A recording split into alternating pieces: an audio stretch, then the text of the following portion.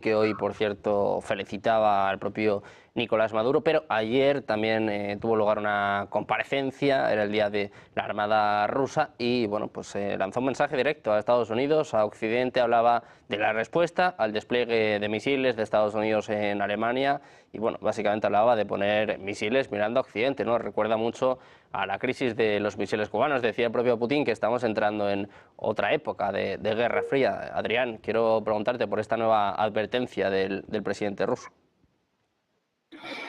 Sí, a ver, estos posicionamientos desde el punto de vista estratégico nuclear, parece que nunca van a llegar a nada concreto, pero siempre están ahí como referencia, ¿no? Entonces, de alguna forma marcan los límites o los posibles horizontes de riesgos en una posible confrontación convencional y, por lo tanto, tienen una enorme importancia estratégica, ¿no?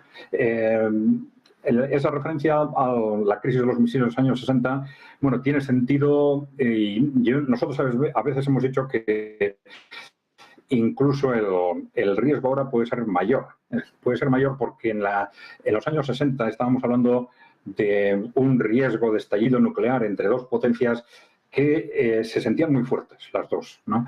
Entonces, bueno, tenían enfrentamientos convencionales a través de proxies o en terceros países en los que uno ganaba o el otro perdía, pero tampoco parecía que se lo jugaban todo. Es decir, Estados Unidos perdió en Vietnam, pero claro, el hecho de perder en Vietnam no llevó a una escalada directa, digamos, contra Rusia o contra China, no.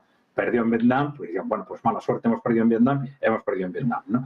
Pero ahora hay un contexto, yo creo que totalmente distinto, es decir, hay un enfrentamiento ya tan directo entre las potencias emergentes, o sea, entre Rusia y la OTAN, si se quiere, que esto ha generado una situación de verdadero, nosotros lo hemos repetido alguna vez, de verdadero pánico en las élites occidentales. Y no estoy hablando de las élites políticas, que en algunas élites políticas también, sino en las élites corporativas fundamentalmente. Saben que se lo están jugando todos, se están jugando el control del mundo, se están jugando su propia posición política dentro de Europa y dentro de Estados Unidos, y esas situaciones de pánico hacen que el riesgo de un posible conflicto nuclear sea ahora muchísimo mayor. Son ese sentimiento de pánico el que puede hacer mucho más la situación actual mucho más arriesgada que la de los años 60, sorprendentemente, ¿no? Pero bueno, de cualquier forma, por ahora, no es probablemente un contexto en el que se estén moviendo las fichas, sin perjuicio de que no nos podemos olvidar de acciones como dentro de ese año de provocaciones de la OTAN a través de Ucrania o desde Ucrania hacia territorio ruso, pero consentidas o organizadas por la OTAN, en las cuales se incluyó algo tan llamativo como el ataque a los radares de alerta temprana antinuclear, que es una clara provocación nuclear, ¿no? Y así todo se hizo, ¿no? Con lo cual, bueno, hay ciertos círculos, por lo menos en Occidente, ciertos círculos que no están descartando en absoluto el que se puedan hacer movimientos de distinto tipo, o bien amenazantes o bien de escalada hacia contextos de este tipo, vamos a decir, estratégico, siempre, por lo que hemos visto durante este año, intentando que sea Rusia la que dé el primer paso, por supuesto. Bueno, pues precisamente pendientes de Rusia, pendientes del presidente ruso, vamos con una nueva última hora. Acabamos de conocer precisamente que el propio Vladimir Putin ha firmado un decreto que apoya el acuerdo sobre la formación de un mercado energético unificado del Estado de la Unión de Rusia y Bielorrusia. En el portal de información jurídica ha sido publicado el documento que exige la firma del acuerdo al más alto nivel. Dice literalmente, acepté la propuesta del gobierno de la Federación de Rusia de firmar el acuerdo. Dice además que considera apropiado firmar el acuerdo previsto en esta orden al más alto nivel. El mercado común de la energía es una de las cuestiones fundamentales en las relaciones entre Moscú y Minsk. Su creación fue discutida en particular durante la visita del presidente ruso Vladimir Putin a Bielorrusia en mayo de este mismo año. Putin acaba de firmar un decreto que apoya un mercado energético unificado entre Rusia Y Bielorrusia, precisamente, hablando del presidente ruso, como decíamos, hablaba ayer mismo sobre una nueva crisis de los misiles. José María, quiero preguntarte por esta última advertencia del presidente ruso y también, bueno, pues la amenaza, ¿no?, por parte de Estados Unidos desplegando misiles en Alemania. Bueno, este tipo de noticias las vemos que se van sucediendo desde hace ya varios meses, ¿no? También una noticia parecida cuando se anunció que Polonia iba también a instalar baterías y silos de misiles en su territorio, o cuando se hicieron las maniobras militares también con simulación de un posible ataque nuclear en el Báltico.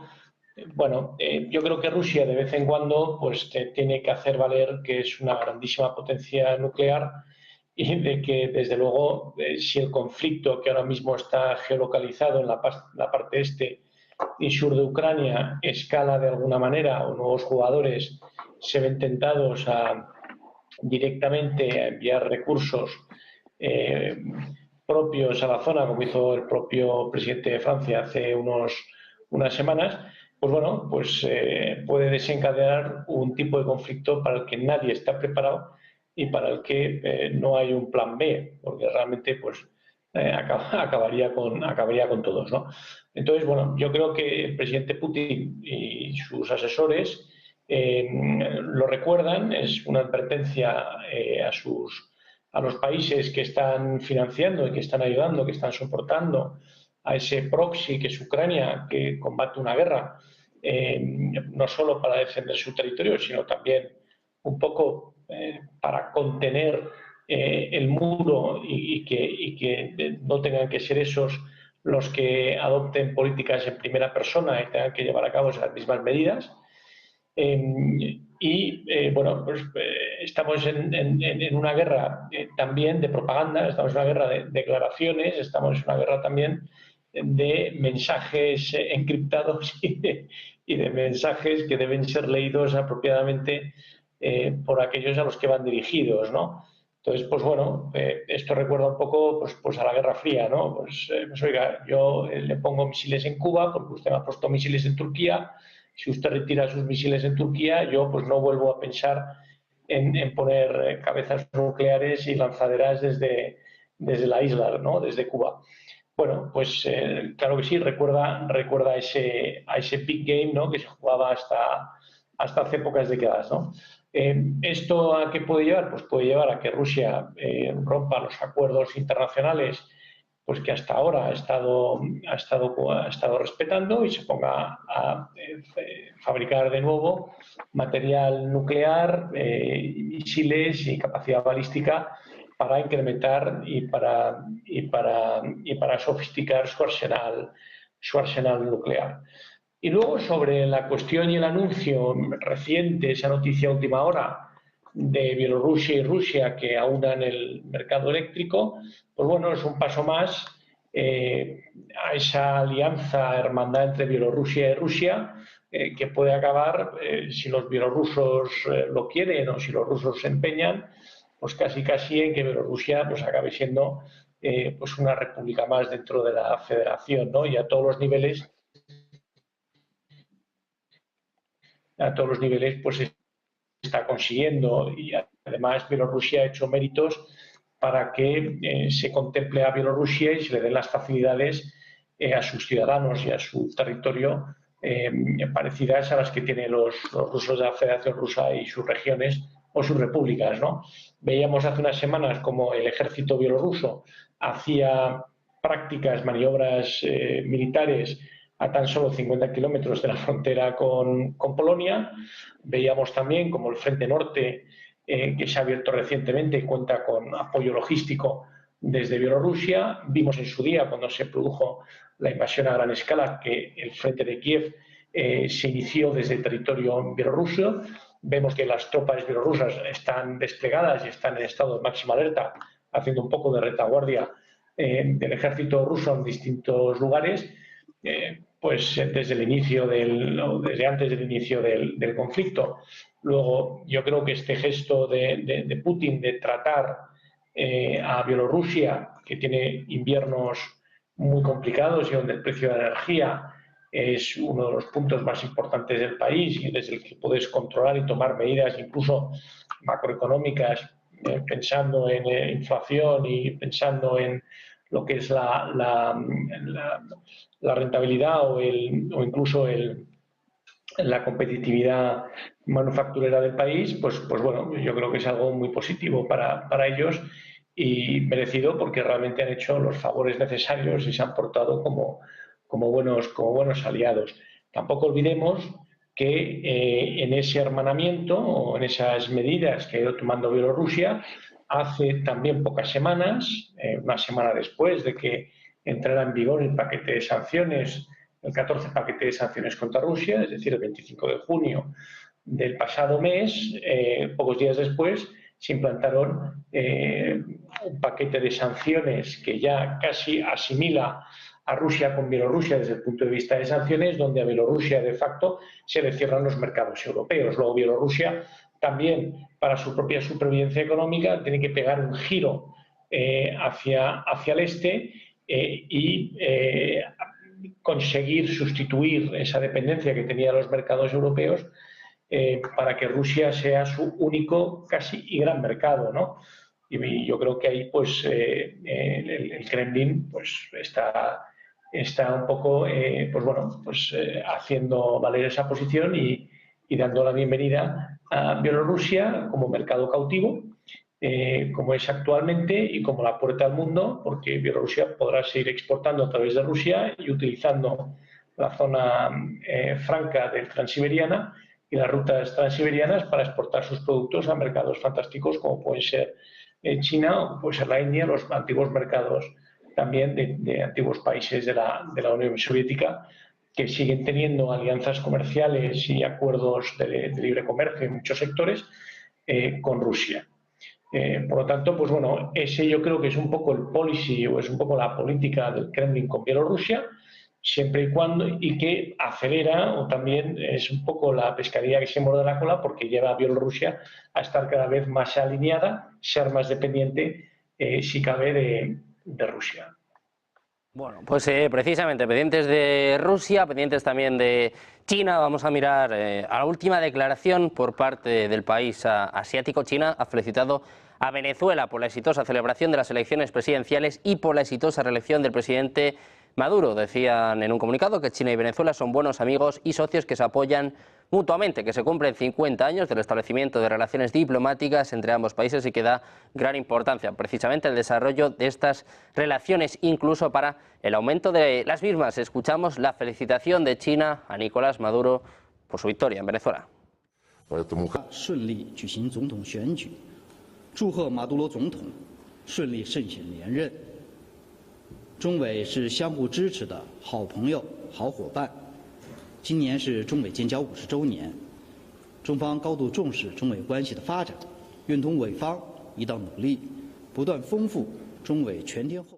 Y de China volvemos a pasar a Rusia, las palabras del presidente ruso Vladimir Putin, que mandaba este mensaje a Occidente, sobre todo a Estados Unidos, por el posible despliegue de misiles en Alemania. Todavía no sabemos, porque lo anunció para 2026, todavía queda mucho, pero Emiliano, quiero preguntarte también por esta cuestión, ¿cómo valoras la última advertencia por parte de Vladimir Putin? Pues que unos días se levanta creyéndose Alejandro I, Nicolás I, y ayer, que era cuando hizo el discurso, pues le tocó despertarse como Nikita Khrushchev, intentando, como bien se ha dicho, buscar unos cromos que intercambiar con Occidente y especialmente con Estados Unidos. ¿Cuál es la diferencia? Que no es lo mismo retirar misiles de Turquía o de Italia, como hizo el presidente Kennedy con Khrushchev, que renunciar a que un país independiente que ha sido invadido y que lleva cientos de miles de muertos sobre sus propios territorios, renuncia a su condición de Estado independiente. Es decir, que básicamente entra dentro de la retórica habitual del presidente Putin de tratar de hacer órdagos que creo que se le van a ir agotando poco a poco, porque hasta ahora, y salvo lo que ocurra en noviembre con el señor Trump, pues hasta ahora el compromiso no flaquea, habrá sus más o sus menos, se retrasará más la entrega del dinero, la entrega de las municiones, pero el compromiso con Ucrania permanece, por lo tanto, bueno, pues podrá seguir amenazando. Lo de apuntar, no hace falta apuntar a nadie, los misiles intercontinentales apuntan donde diga el monitor del radar, es decir, que eso es algo que está permanentemente ahí, que bueno, pues es una palabra que asusta mucho, pero que no tiene ningún significado. De hecho, me preocuparía más las recientes maniobras conjuntas entre Rusia y China, donde bombarderos chinos y rusos han estado rozando la zona limítrofe de las aguas jurisdiccionales en Alaska, donde ahí sí que puede haber un pequeño error de cálculo por parte de los pilotos de los bombarderos rusos o chinos, o por parte de las tropas norteamericanas en Alaska, y ahí sí que puede haber realmente un conato de enfrentamiento nada más y nada menos que por la amenaza, por la proximidad de esos dos bombarderos sobre la soberanía de Estados Unidos en Alaska. Es decir, que bueno, entra dentro también de esa referencia que hace el presidente Putin a los únicos aliados que tiene actualmente. Y bueno, pues en cuanto al tema de Bielorrusia, pues en el fondo Lukashenko sigue siendo Lukashenko y presidente de Bielorrusia gracias al apoyo de Rusia. Si no, ya hubiera tenido su segundo no segundo, sino el primer Maidan en Bielorrusia, y estaríamos en un proceso parecido al ucraniano, donde probablemente también Rusia ya lo impidió y lo tiene que mantener ahí. Bueno, como le sobra gas, porque ahora Nord Stream 1 y Nord Stream 2, que no llegó a terminarse, pues ya no están suministrando gas, pues necesita buscar clientes, en este caso creo que un poco forzados, como es el caso de Bielorrusia, para suministrar su gas, puesto que el Siberia 2 todavía no está terminado para China e India, que son los que están haciendo el gran negocio del siglo, tanto con el petróleo como eventualmente con el gas ruso, desde el punto de vista de obtener productos energéticos para su crecimiento económico. Entonces, bueno, nada nuevo bajo el sol, como se diría. Bueno, pues pendientes de estos mensajes del presidente ruso, de las tensiones con Occidente. Adrián, muy rápido, antes de terminar, quiero preguntarte por la llegada de Donald Trump. Hablaba Emiliano, ¿no?, de que se terminan los órdagos. La llegada de Trump podría calmar esta situación, podría hacer, por ejemplo, que no se desplegaran estos misiles. Como digo, hasta 2026 queda mucho, ¿no? Hay mucho tiempo también para recular en este sentido. Hombre, en principio sí, las expectativas parece que se encaminan en esa dirección, pero no nos podemos olvidar de que el primer mandato de Donald Trump fue tremendamente contradictorio. Entonces, digamos que hay una filosofía básica que es del trumpismo y que se ha extendido en el conjunto del Partido Republicano al final, de apostar por ese America First.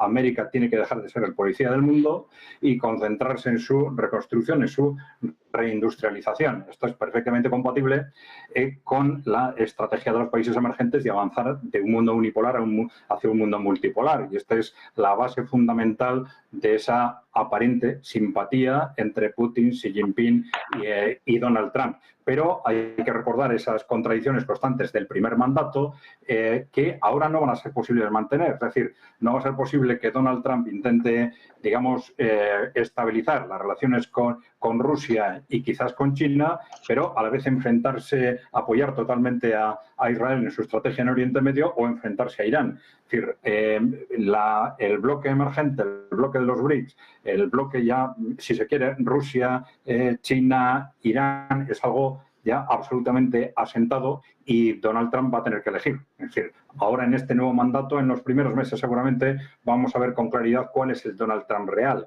En qué medida realmente quieren responder a ese concepto de America First, que digo es perfectamente compatible con ese orden multipolar hacia el que parece que el mundo se está encaminando, o bien en qué medida todo esto es también un juego que, según dicen algunos, podría responder a esa estrategia de Kissinger o de Brzezinski de que contra los dos no podemos, entonces hay que intentar, si vamos contra Rusia hay que intentar mantener al margen a China, o si vamos contra China hay que intentar al margen a Rusia, y de alguna forma que republicanos y demócratas se estuviesen repartiendo los papeles en ese sentido. Pero bueno, ya digo, con el nuevo mandato saldremos de dudas probablemente durante los próximos meses, durante los primeros meses del mandato de Donald Trump, si es que efectivamente gana las elecciones, claro.